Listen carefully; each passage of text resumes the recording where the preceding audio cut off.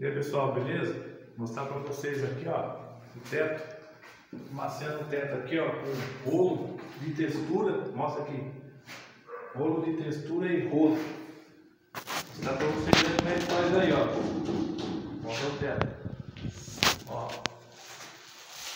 Vai passando o rolo de textura, ó. Depois é só passar o rolo.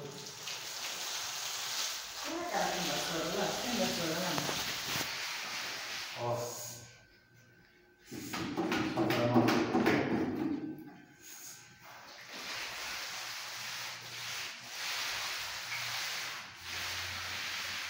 Não precisa fazer a parte muito grande não.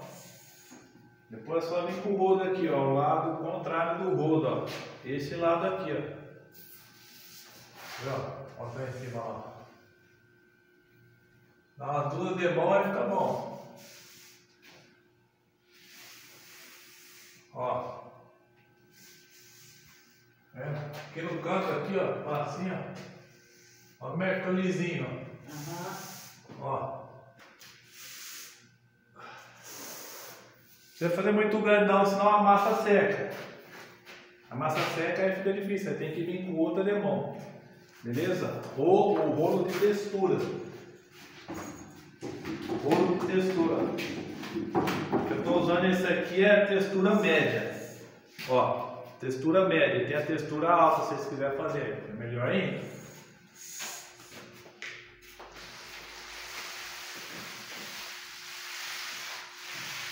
Ó. Eu dou umas 2, 3 passadas e passo o rolo.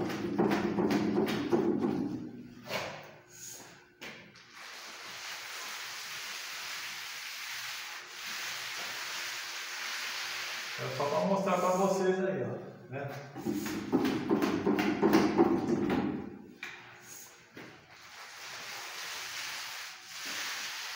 Bora. Quer dizer que se lá em casa eu quiser pintar minha parede de vocês, só compra esse rolo. Maciar. Maciar e compra esse rolo. Vai ficar macio. Não, minha casa é amaciada. Então, rolo de textura. Minha casa é tudo amaciada. Eu venho com o rodo aqui, ó, a parte de trás. A da frente aqui, ó, ela cai muita massa aqui, ó. A parte de trás aqui, ó, né? O rodo. Mostra lá, ó. Sem sofrimento, ó. Né? Olha como é que fica lisinho. Ficou bonito, hein? Ó. Foi só alisar, dar umas 2 de mão, depois só vir com o lixamento. Ó, né? Você está amaciando? É, maciando, ele não cai muita massa. Ah, sim, sei. Se for usar o outro lado do rodo, ele cai, esse lado aqui, ele puxa a massa, ele cai assim no chão, o chão cai nos olhos.